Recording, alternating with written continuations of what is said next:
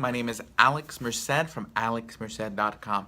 And what I want to talk about today is the economy and the structure of production and how an economy coordinates. Bottom line is, if you don't understand this, it's hard to understand why policies we have currently in place don't seem to work as well as one would think, and why policies that may not necessarily seem very intuitive based on conventional thinking are actually the right way to go.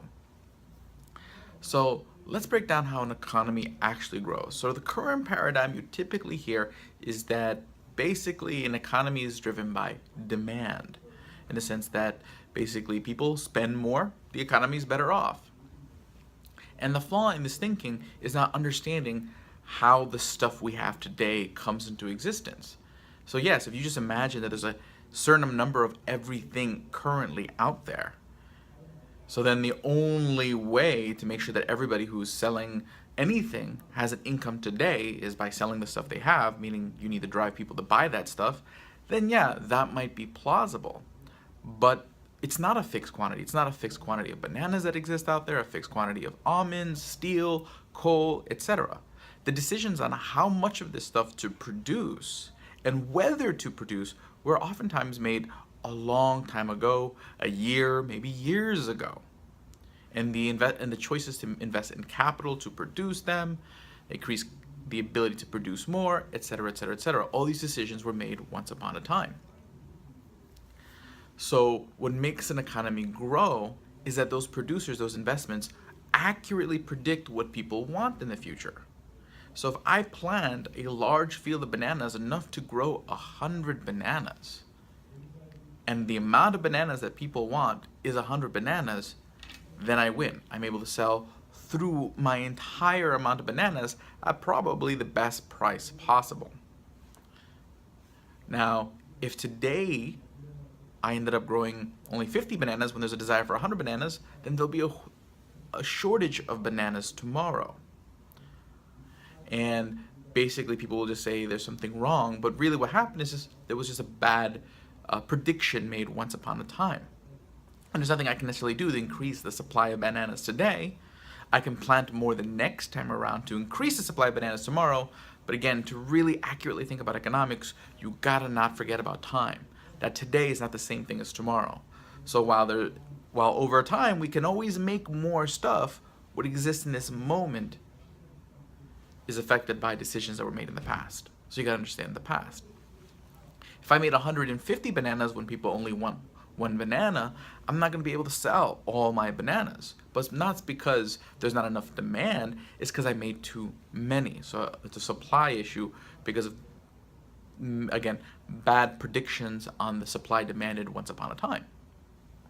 Okay, so from a sort of conventional, what's called Keynesian standpoint, the solution to the banana picker's problem is the government should pay people to buy the extra bananas, because we run the fear that the loss that the banana maker or the banana picker loses on those 50 extra bananas might put them out of business or might cause them to employ less. So we just need to make sure we drive demand for those extra 50 bananas. There's a supply glut that we need to address. But the bottom line, again, it's all about those predictions of the past. Now, what are those predictions in the past based on? They're based on things that they can see now. So, my decision to, let's say, start a new oil well or drill for new oil is going to be based on the cost for me to produce an oil well versus the price that I can sell an oil well, or I can sell oil right now.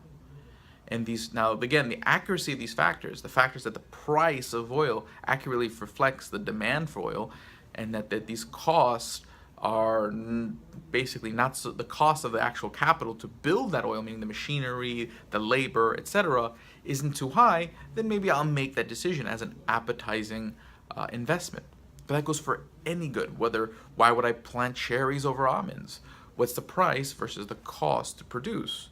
I'm going to try to invest my capital to whichever's going to sort of achieve the biggest profit margin, achieve me the most return with the capital I already have versus the capital I need to acquire versus the price I can sell the good right now. This is why market prices are so important, because if prices are artificially high because government subsidizes people to not produce things, aka like agriculture, or pays people to produce things and makes the prices artificially low, this distorts which investments make sense. So it's no longer based on actual supply and demand. The prices that I see out there, the price signals that I see, are based on just basically government policy. But that's different. That's a separate issue than what people actually want. So there's a bigger likelihood that I'm going to make a incorrect prediction about how much or how little to produce of anything, because prices are no longer strongly tethered to real supply and demand, more particularly demand, in the sense that if prices don't reflect what people actually want, because government has tinkered around with the prices, then I'm either going to produce too much or too little, and I run into these issues down the road. And then what happens is you have these Keynesians who advocate, well, you know what, we need more government.